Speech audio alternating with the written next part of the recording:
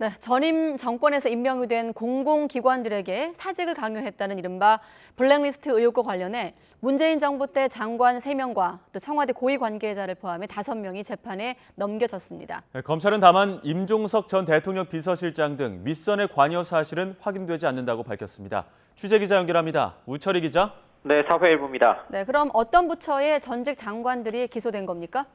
네, 이미 월성 원전 경제성 평가 조작 의혹으로 재판을 받고 있는 백운규 전 산업통상자원부 장관과 유영민 전 과학기술정보통신부 장관, 그리고 조명균 전 통일부 장관이 포함됐습니다. 또 청와대 관계자로는 당시 공직 후보자 인사추천 등을 맡은 조현옥 전 청와대 인사수석과 김봉준 전 인사비서관도 재판에 넘겨졌습니다. 서울 동부지방검찰청은 이들 5명에 대해서 직권남용 권리행사 방해 혐의로 오늘 불구속 기소했습니다. 먼저 백운규 전 산자부 장관과 조현옥 전 수석은 지난 2017년 9월부터 이듬해 4월까지 산하 11개 공공기관장들에게 자녀 임기나 실적과 상관없이 사표를 내라고 한 혐의가 인정된다고 결론 내렸습니다.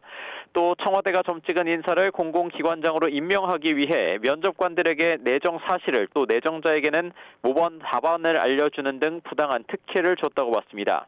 내정자 임명 전에 실시한 공공기관 내부 인사를 취소하거나 문재인 정부 대선 캠프 출신을 내려보내기 위해 소관 민간단체 임원을 부당하게 교체한 혐의도 적용됐습니다. 유영민 전 과기부 장관과 조명균 전 통일부 장관도 공공기관장들에게 부당하게 사표를 제출받은 혐의가 인정된다고 판단했습니다. 검찰은 지난 2019년 1월 처음 고발장을 제출받았고 환경부 블랙리스트 사건 확정 판결 뒤인 지난해 2월부터 본격적으로 수사를 벌여왔습니다. 지난해 6월 백운규 전 장관에 대한 구속영장이 일부 혐의에 대한 다툼의 여지가 있다면서 기각됐고, 이후 백 전 장관과 조현옥 수석을 소환 조사하는 등 보강 수사를 이어왔습니다. 검찰은 또 지위와 역할, 가담 정도 등을 종합적으로 고려해 차관들에 대해서는 기소 유예, 또 현 더불어민주당 소속 국회의원인 박상혁 전 행정관 등은 불기소 처분했습니다. 이른바 윗선 관여 부분과 관련해서는 임종석 당시 대통령 비서실장과 조국 전 민정수석은 관여한 사실이 없는 것으로 확인돼 서면 조사도 하지 않았다고 밝혔습니다.